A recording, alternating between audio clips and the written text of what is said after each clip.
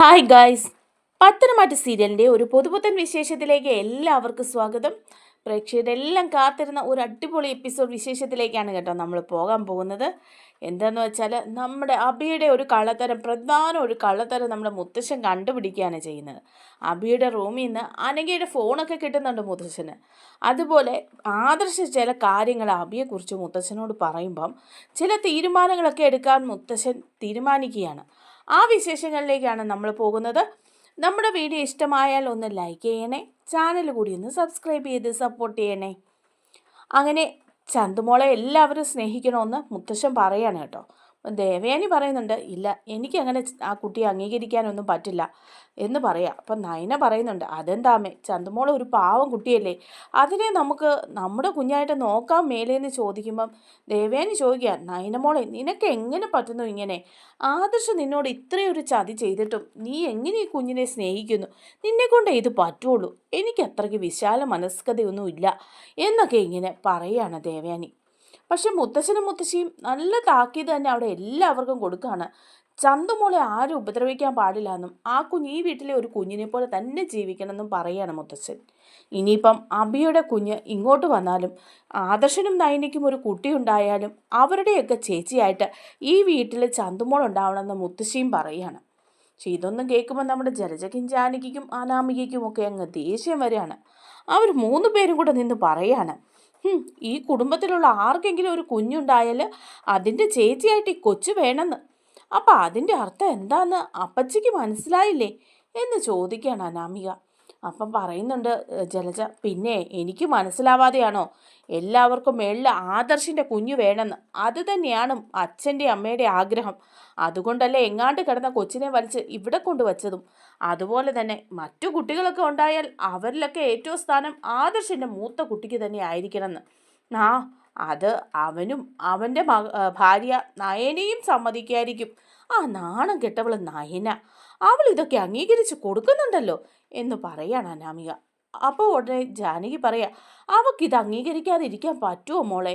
ഇനിയിപ്പം അവളിത് അംഗീകരിക്കുന്നില്ല എന്ന് പറഞ്ഞാൽ പിണങ്ങി ആ നന്ദാവനത്തിലേക്ക് തിരിച്ചു പോകണ്ടേ? ഇവിടെ കിട്ടുന്ന ഈ സുഖവും ആഡംബരവും ജീവിതവും ഒക്കെ അവൾക്ക് കിട്ടുമോ? അപ്പം പിന്നെ അവൾക്ക് ഇതല്ലാതെ വേറെ നിവർത്തിയൊന്നുമില്ല. അതുകൊണ്ടങ്ങ് സഹിച്ചു പോകുന്നതേ ഉള്ളൂ എന്ന് അവരൊക്കെ ഇങ്ങനെ സംസാരിച്ചുകൊണ്ട് നിൽക്കുകയാണ് കേട്ടോ. അതേസമയം ആദർശനാണെങ്കിൽ ഭയങ്കര ഒരു മനപ്രയാസമാണ്. എന്താണ് ഈ DNA ടെസ്റ്റിൻ്റെ റിസൾട്ടും കിട്ടുന്നില്ല എന്ന് പറഞ്ഞിട്ട് കിരണിനെ വിളിക്കുന്നുണ്ട്. എന്നിട്ട് കിരണിനോട് ചോദിക്കുക, കിരണെ, ഞാൻ അത്യാവശ്യമായിട്ട് നിന്നോട് കഴിഞ്ഞ ദിവസം കണ്ടപ്പോഴും പറഞ്ഞതല്ലേ ആ DNA ടെസ്റ്റിൻ്റെ റിസൾട്ട്, അതിൻ്റെ കാര്യമൊന്ന് പെട്ടെന്ന് ശരിയാക്കി തരണം എന്ന് പറയാണ്. അപ്പോൾ കിരൺ പറയുന്നുണ്ട്, എന്താ ആദർശം നിനക്ക് ഇത്ര ധൃതി? നീ തെറ്റ് ചെയ്തിട്ടില്ലല്ലോ, നിന്റെ കുഞ്ഞല്ലല്ലോ, പിന്നെ നീ എന്തിനാ ഈ വെപ്രാളപ്പെടുന്നത്? നിനക്ക് ആവശ്യമില്ലാത്ത അപകർഷതാ ബോധമൊക്കെ മനസ്സിലുണ്ടല്ലേ? അപ്പോൾ ആദർശ് പറയാണ്, തീർച്ചയായിട്ടും ഉണ്ട്. എല്ലാവരുടെയും മുമ്പിൽ തല കുനിച്ച് നടക്കുന്ന പോലെയാണ് ഞാനിപ്പോൾ നടക്കുന്നത്.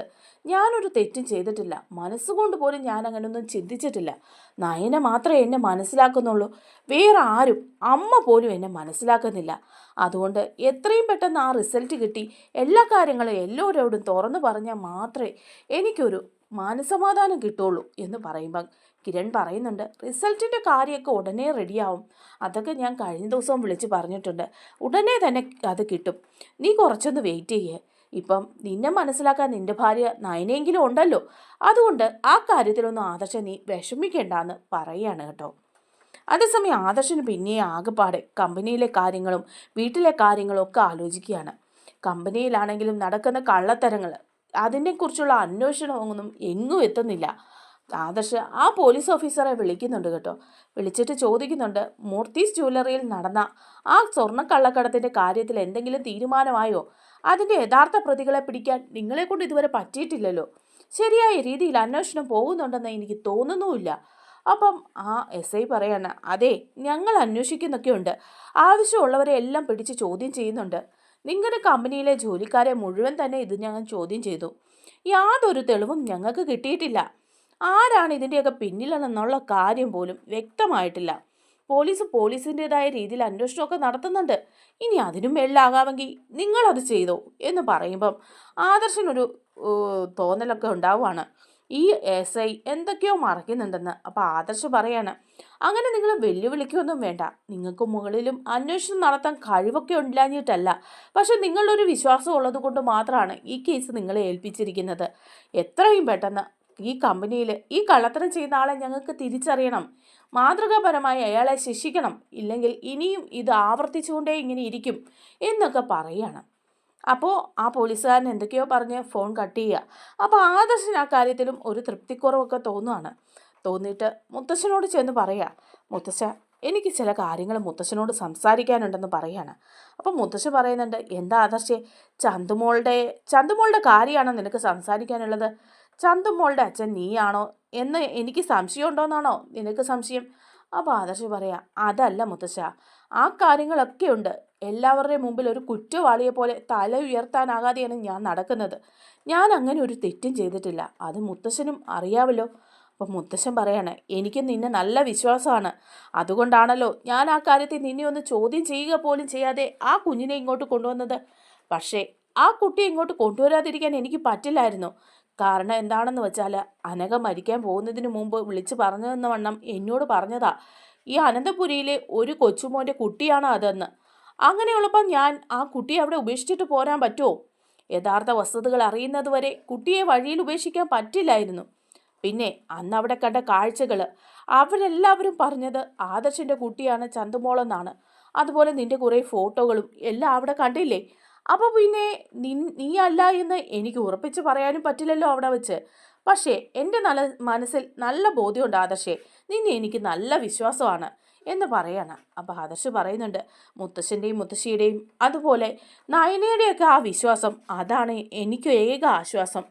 അമ്മ പോലും കണ്ടില്ലേ, എന്നെ കുറ്റപ്പെടുത്തുകയാണ്. ഒരർത്ഥത്തിൽ പോലും എന്നെ മനസ്സിലാക്കാൻ അമ്മ തയ്യാറാവുന്നില്ല. പിന്നെ ഞാൻ എന്താ മുത്തശ്ശ ചെയ്യേണ്ടത് എന്ന് ചോദിക്കുകയാണ്. അപ്പം മുത്തശ്ശൻ പറയുന്നുണ്ട്, നിനക്ക് ആരെങ്കിലും സംശയമുണ്ടോ എന്ന് ചോദിക്കുമ്പം ആദർശ് പറയാണ്, അങ്ങനെ സംശയമൊന്നും അല്ല, എനിക്ക് പിന്നെയും അബിയെ ഒരു സംശയമുണ്ട്. ഈ വീട്ടിൽ അങ്ങനെ ഒരു കാര്യം ചെയ്തിട്ടുണ്ടെങ്കിൽ അത് അബിയായിരിക്കണം. വേറെ ആരും അങ്ങനെയൊന്നും ചെയ്യാൻ മുതിരില്ല. അനിയും വെറും പാവമാണ്. പിന്നെ അബിയെയാണ് സംശയമുള്ളത് എന്ന് പറയാണ്. അപ്പം മുത്തശ്ശൻ പറയുന്നുണ്ട്, എനിക്കും അബിയുടെ പ്രവൃത്തിയിലൊക്കെ ചില സംശയങ്ങളൊക്കെ തോന്നുന്നുണ്ട്. പല രീതിയിലും അവൻ നിന്റെ തലയിലേക്ക് ഈ കുറ്റമൊക്കെ വച്ച് ചുമത്താനായിട്ട് ശ്രമിക്കുന്നതായിട്ട് എനിക്ക് തോന്നുന്നുണ്ട് എന്ന് പറയാണ്. അപ്പോഴേക്കും ഉടനെ തന്നെ ആദർശം പറയാൻ, ശരിയാണ്, അബി പലപ്പോഴും ആവർത്തിച്ച് പറയുന്നുണ്ട് ചന്തുമോൾ എൻ്റെ കുഞ്ഞാണെന്ന്. അതിൻ്റെ പേരിൽ അവൻ കുറേ പണമൊക്കെ എന്നോട് ബ്ലാക്ക് മെയിൽ ചെയ്ത് വാങ്ങാനും ശ്രമിച്ചു. പക്ഷേ നയന എൻ്റെ ഒപ്പം കട്ടയ്ക്ക് നിൽക്കുകയും ഈ കാര്യം വീട്ടിലെല്ലാവരും അറിയുകയും ചെയ്തപ്പോൾ അവനൊന്ന് ഒതുങ്ങിയിട്ടുണ്ട്. പക്ഷേ അവൻ ഇതിൽ ചില കളികളൊക്കെ നടത്തുന്നുണ്ടോ എന്ന് മുത്തശ്ശ എനിക്ക് സംശയമുണ്ട് എന്ന് പറയാണ്. അപ്പോൾ മുത്തശ്ശനെ പറയുന്നുണ്ട്, അവൻ്റെ കാര്യമായതുകൊണ്ട് അതൊന്നും പറയാൻ പറ്റില്ല, എന്തെങ്കിലുമൊക്കെ പരിപാടി അവൻ ഒപ്പിച്ചുകൊണ്ടേയിരിക്കും എന്ന് പറയാണ്. അപ്പോൾ ആദർശ് പറയാണ്, ഞങ്ങളൊരു DNA ടെസ്റ്റിനായിട്ട് കൊടുത്തിട്ടുണ്ട്. ഞാനും നയനയും കൂടി എൻ്റെയും ചന്തുമോളുടെയും അബിയുടെയും ഒക്കെ തലമുടിയുടെ സാമ്പിൾ എടുത്ത് കൊടുത്തിട്ടുണ്ട്. അതിൻ്റെ റിസൾട്ട് ഉടനെ തന്നെ കിട്ടും മുത്തശ്ശ. അപ്പോൾ കാര്യങ്ങൾ അറിയാമല്ലോ എന്ന് പറയാം. അപ്പോൾ മുത്തശ്ശൻ പറയുന്നുണ്ട്, അതൊക്കെ ശരി തന്നെയാണ്. അപ്പോൾ കാര്യങ്ങളൊക്കെ നമുക്കറിയാം, അതുവരെ നീ മനപ്രയാസപ്പെടാതിരിക്കുക എന്ന് പറയുമ്പോൾ ആദർശ് പറയുക, പിന്നെ കമ്പനിയിലെ കാര്യങ്ങൾ അതുകൂടി ആലോചിക്കുമ്പം എനിക്ക് കുറച്ച് ബുദ്ധിമുട്ട് തോന്നുന്നുണ്ട് മുത്തശ്ശ. അവിടെ ആ സ്വർണ്ണക്കടത്തിൻ്റെ കാര്യത്തിൽ ഒരു തീരുമാനമായിട്ടില്ല. കള്ളസ്വർണ്ണ ജ്വല്ലറിയിലേക്ക് വന്നതെങ്ങനെയാണെന്നും അത് ആഭരണങ്ങളാക്കി മാറ്റിയതാരാണെന്നും ഒന്നും ഉള്ള കാര്യത്തിൽ ഒരു തെളിവും ഉണ്ടായിട്ടില്ല. അങ്ങനെ ഒരാൾ നമ്മുടെ കമ്പനിയിൽ വീണ്ടും വർക്ക് ചെയ്തുകൊണ്ടേ ഇരിക്കുകയാണെങ്കിൽ കമ്പനിയെ തകർക്കും എന്നുള്ള കാര്യത്തിൽ യാതൊരു സംശയവും എന്ന് പറയാണ്. അപ്പോൾ മുത്തശ്ശൻ പറയുന്നുണ്ട്, അതിൻ്റെ അന്വേഷണമൊക്കെ നടക്കുന്നുണ്ടല്ലോ, എന്നിട്ടും ഒന്നും തീരുമാനമായില്ലേ എന്ന് ചോദിക്കുക. അപ്പോൾ ആദർശ് പറയാണ്, ഒരു തീരുമാനമായിട്ടില്ല. ആ SI ആരെയും ഭയക്കുന്ന പോലെ എനിക്ക് തോന്നുന്നുണ്ട്. ആർക്കോ വേണ്ടിയിട്ട് അയാൾ പ്രവർത്തിക്കുകയാണ്. അന്വേഷണം മനഃപൂർവ്വം വൈകിപ്പിക്കുകയാണ്. തെളിവുകളൊന്നും അയാൾ ശരിക്കും ശേഖരിക്കുകയോ അന്വേഷിക്കുകയോ ഒന്നും ചെയ്യുന്നില്ല എന്ന് പറയുമ്പം മുത്തശ്ശൻ പറയാ, നമ്മുടെ ജ്വല്ലറിയിൽ അകത്തുള്ള ആരെങ്കിലും തന്നെ ആയിരിക്കുമോ ആദർശ് എന്ന് ചോദിക്കുമ്പം ആദർശ് പറയുന്നുണ്ട്, ഒന്നും പറയാറായിട്ടില്ല, അക്കാര്യത്തിൽ എനിക്ക് അഭിയെ തന്നെ സംശയമുണ്ട് മുത്തശ്ശ എന്ന് പറയുമ്പം മുത്തശ്ശൻ പറയാണ്, അതിന് നമ്മുടെ ഈ തെളിവൊന്നുമില്ലല്ലോ, അവൻ അങ്ങനെയൊക്കെ ചെയ്യും, അതിന് യാതൊരു സംശയമില്ല എന്ന് പറയാം. എന്നാലും ആദർശ് പറയുന്നുണ്ട്, മുത്തശ്ശ, നമുക്ക് ഈ അന്വേഷണ ഉദ്യോഗസ്ഥനെ ഒന്ന് മാറ്റി മറ്റൊരാളെ കൊണ്ട് അന്വേഷിപ്പിക്കാൻ DGPക്ക് ഒരു കത്ത് നൽകിയാലോ? മുത്തശ്ശന് മുകളിലൊക്കെ നല്ല പിടുത്തമുള്ള ആളല്ലേ. അപ്പം മുത്തശ്ശൻ ആവശ്യപ്പെട്ട ഇയാളെ മാറ്റി വേറൊരാളെ വെക്കും. അങ്ങനെയാണെങ്കിൽ കാര്യങ്ങൾ കുറച്ചുകൂടി മുന്നോട്ട് പോകും. ഇയാളെ ആരോ സ്വാധീനിച്ചിട്ടുണ്ടെന്നാണ് എനിക്ക് തോന്നുന്നത് എന്ന് പറയാണ്. അപ്പം മുത്തശ്ശൻ പറയുന്നുണ്ട്, അത് ചെയ്യാവുന്ന കാര്യമല്ലേ ഉള്ളൂ, നമുക്കൊരു പുതിയ അന്വേഷണ ഉദ്യോഗസ്ഥനെ വയ്ക്കാൻ ആവശ്യപ്പെടാം, അതനുസരിച്ച് അന്വേഷണം മുന്നോട്ട് പോട്ടെ, അങ്ങനെയാവുമ്പം കാര്യങ്ങൾക്ക് തീരുമാനം ഉണ്ടാവുമല്ലോ എന്ന് പറയാം. ആദർശ് പറയുന്നുണ്ട്, അതിനൊന്നും താമസമാക്കല്ലേ മുത്തശ്ശ എന്ന് പറയാം. അങ്ങനെ ഈ കാര്യം എല്ലാവരും കൂടി നിന്ന് സംസാരിക്കുക. അപ്പം മുത്തശ്ശൻ പറയുന്നുണ്ട്, ആദർശിനോടും അബിയും ജയനും അജയനും ഒക്കെ ഉണ്ട്, അവരോട് പറയാണ്, കമ്പനിയിലെ ആ സ്വർണ്ണക്കടത്തിൻ്റെ കാര്യത്തിലുള്ള അന്വേഷണം എല്ലാം മന്ദഗതിയിലായിരിക്കുകയാണ്.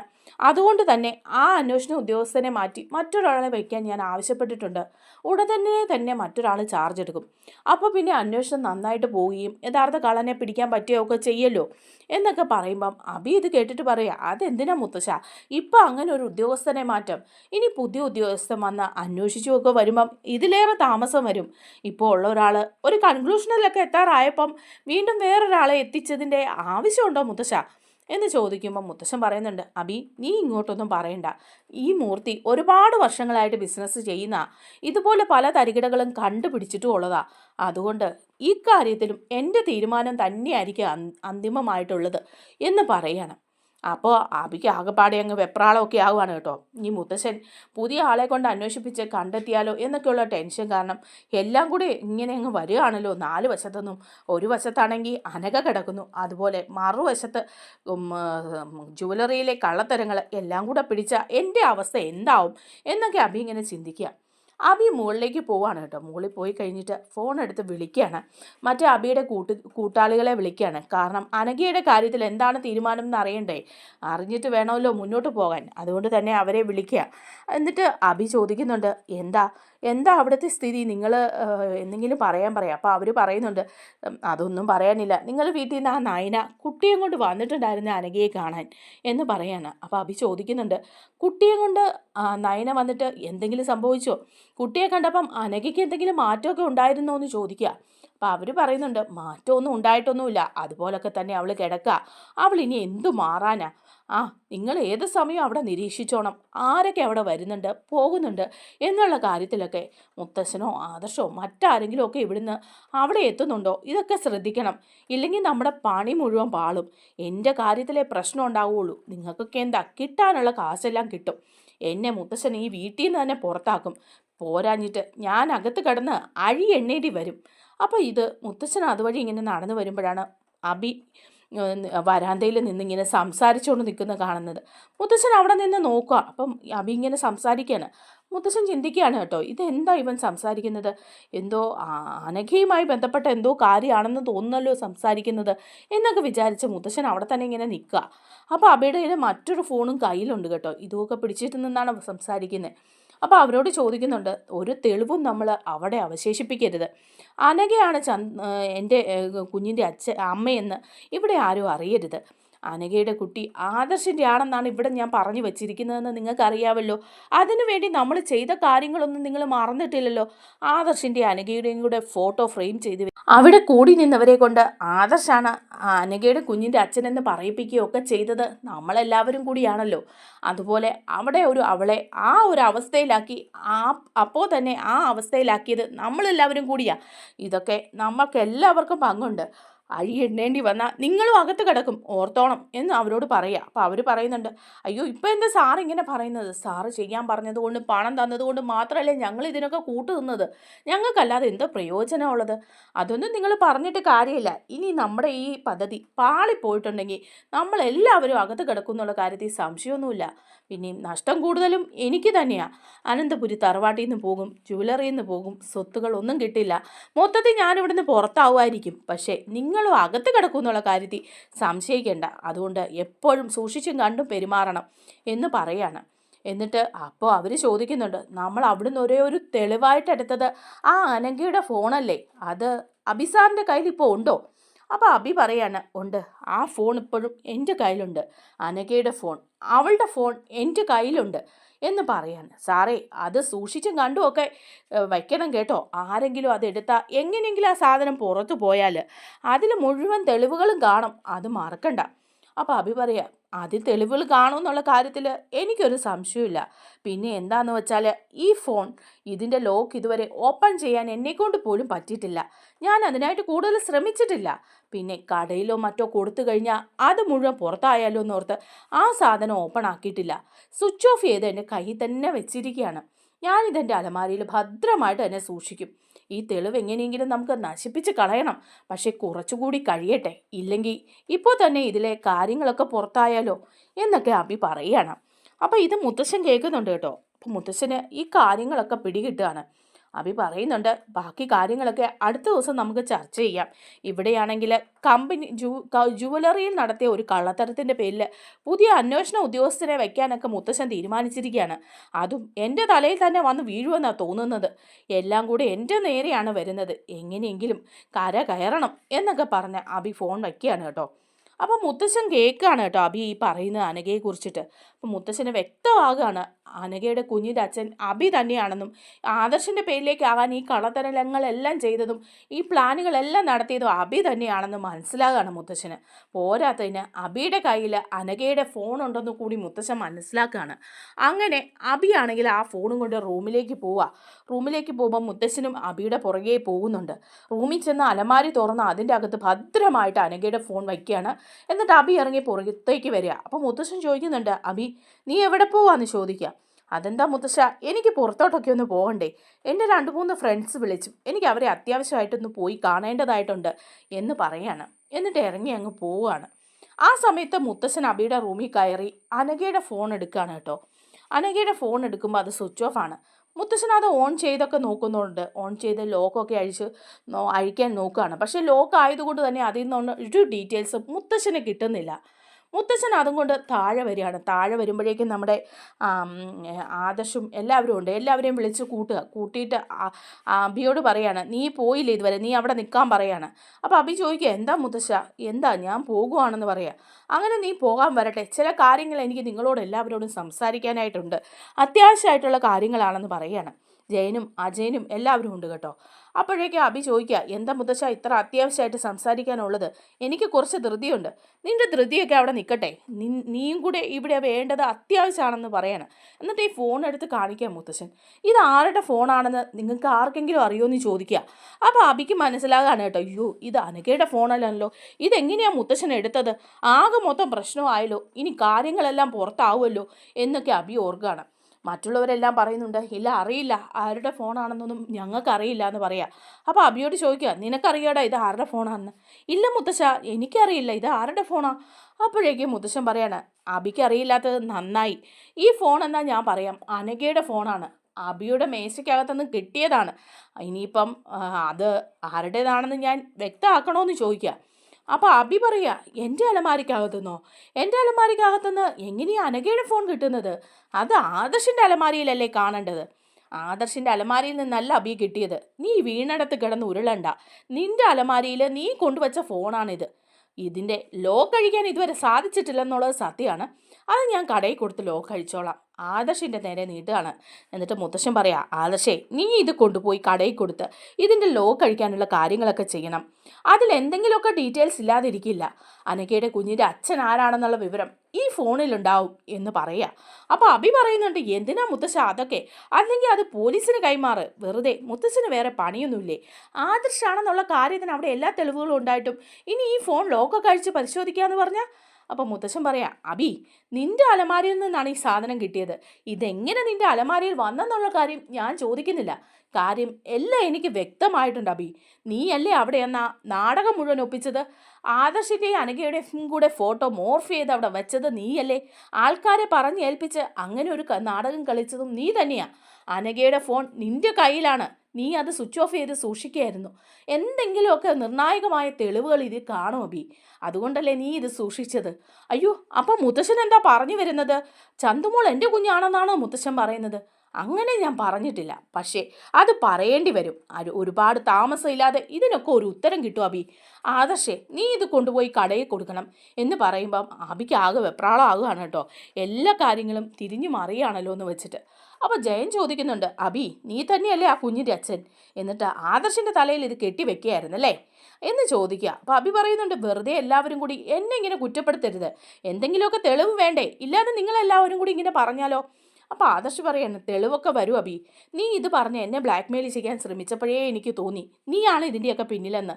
പിന്നെ നീ ഒരു കാര്യം അറിഞ്ഞോ, DNA ടെസ്റ്റിന് വേണ്ടിയിട്ട് കൊടുത്തിട്ടുണ്ട്, അതിൻ്റെ റിസൾട്ട് വളരെ വൈകാതെ തന്നെ കിട്ടുകയും ചെയ്യും. അപ്പോൾ പിന്നെ ആ കാര്യത്തിലും കൂടെ ഒരു വ്യക്തത വരുമല്ലോ അബി. പിന്നെ ഈ ഫോണിലെ ഡീറ്റെയിൽസ് എന്തായാലും കള്ളത്തരം പറയില്ല. നീ കിടന്ന് വീണെടുത്ത് ഉരുളുവൊന്നും വേണ്ട. ചന്തുമോള് നിൻ്റെ കുഞ്ഞാണെങ്കിൽ നീ അതിനെ ഏറ്റെടുത്ത് മര്യാദയ്ക്ക് നോക്കുകയാണ് ചെയ്യേണ്ടത്. അത് മറ്റൊരാളുടെ തലയിൽ കെട്ടിവെക്കാൻ മാത്രം ദുഷ്ടനാകരുത്. നിന്റെ ചോരയിൽ പിറന്ന കുഞ്ഞല്ലേ അത്. അപ്പോൾ അബി പറയാ, ഇതിപ്പം കൊള്ളാമല്ലോ, എല്ലാവരും കൂടെ ഇതെല്ലാം എൻ്റെ തലയിലേക്ക് വെക്കുകയാണോ? ഇത് ശരിയായ കാര്യമൊന്നുമല്ല. എന്തായാലും നിങ്ങൾ കൊണ്ടുപോകാ തെളിവ് കൊണ്ടുവന്ന് കഴിയുമ്പോൾ ഞാനത് സമ്മതിക്കാം എന്ന് പറയുമ്പോൾ മുത്തശ്ശൻ ഒറ്റ അടി കൊടുക്കുകയാണ്. ഇനി ഇതിൽ കൂടുതൽ തെളിവൊക്കെ വേണം അല്ലേ? DNA ടെസ്റ്റിന് തെളിവും കൂടി കിട്ടുമ്പോൾ നീ അത് സമ്മതിക്കാമെന്ന് പറഞ്ഞല്ലോ, വലിയ കാര്യമായി എന്ന് മുത്തശ്ശൻ പറയാണ്. അങ്ങനെ ആബി ആകെപ്പാടെ നൂൽപ്പാലത്തിലൂടെ നടക്കുകയാണ് കേട്ടോ. നമ്മുടെ വീഡിയോ ഇഷ്ടമായാൽ ഒന്ന് ലൈക്ക് ചെയ്യണേ, ചാനൽ കൂടി ഒന്ന് സബ്സ്ക്രൈബ് ചെയ്ത് സപ്പോർട്ട് ചെയ്യണേ. താങ്ക്